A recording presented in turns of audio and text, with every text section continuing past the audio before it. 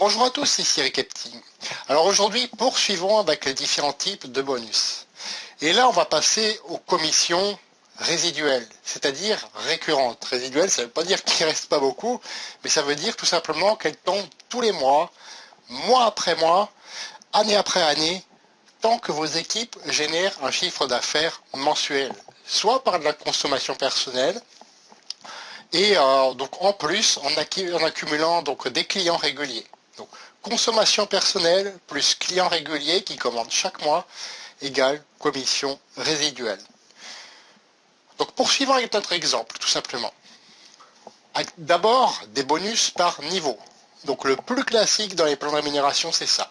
Ce sont des bonus de structure. Alors de base vous pouvez avoir 10% sur le niveau 1 et 10% sur le niveau 2. Chaque niveau, rappelez-vous, c'est un étage. Avec deux équipes qui commencent à prendre de la profondeur et à générer du volume, on ajoute un troisième étage et 5% sur ce niveau 3. Avec trois équipes qui se développent, on ajoute un quatrième étage avec 5% sur ce niveau 4.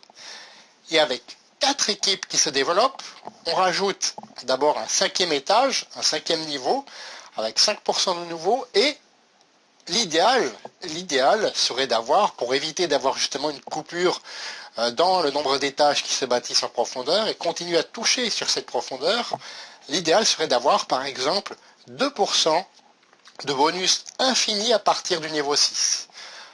Alors infini ou jusqu'à rencontrer un distributeur avec un statut équivalent et dans ce cas, toucher ce bonus encore sur ses 5 premiers niveaux à lui.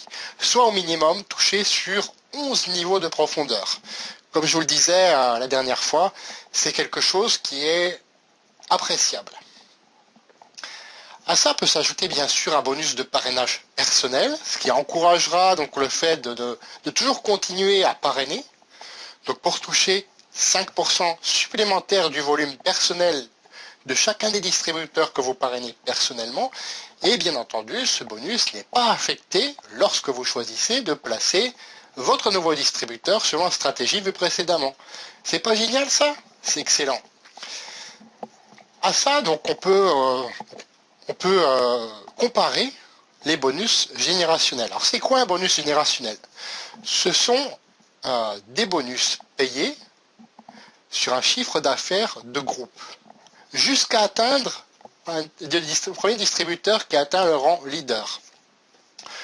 Donc là encore, il peut y avoir des bonus de parrainage personnel. Alors là, vous touchez 5% non plus sur le volume personnel, mais sur le volume de groupe de vos distributeurs parrainés personnellement qui atteignent le premier rang de leadership.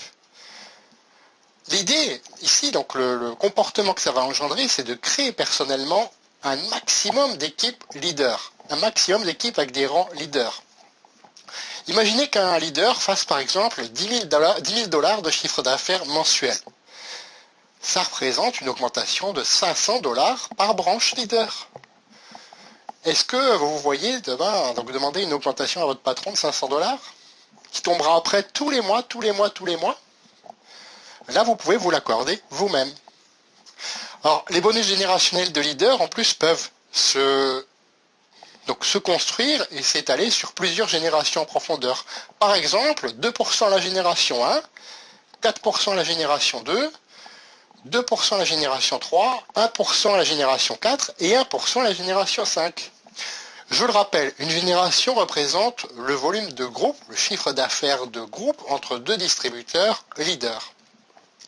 À noter encore, il peut y avoir plusieurs rangs de leadership et qu'à chaque rang, une génération supplémentaire soit comptée dans la rémunération.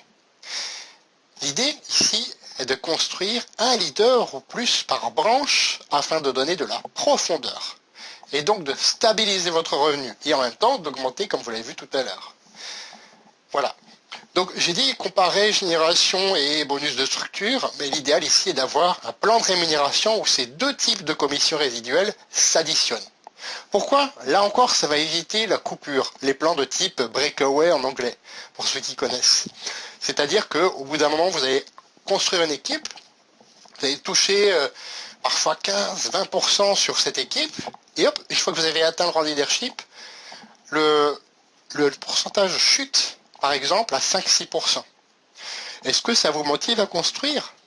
Moi, personnellement, ça ne me motiverait pas. Donc, gardez bien à l'esprit, le plan de rémunération idéal, c'est là où ces deux types de commissions résiduelles s'additionnent. Voilà. Dans la prochaine vidéo, nous verrons le dernier piège à éviter et la synthèse de toute cette partie, parce que je suis conscient que ça fait peut-être un peu beaucoup pour vous. Voilà. Abonnez-vous pour ne pas la manquer. Le lien va apparaître juste là ou figure dans la description de cette vidéo. Remplissez le petit formulaire et vous recevrez une vidéo comme celle-ci tous les jours pour progresser en marketing de réseau, pour affiner vos compétences. Commentez cette vidéo, partagez-la autour de vous. Je suis sûr et certain, elle peut aider plein de distributeurs indépendants à progresser eux aussi. Je vous dis à bientôt. Au revoir.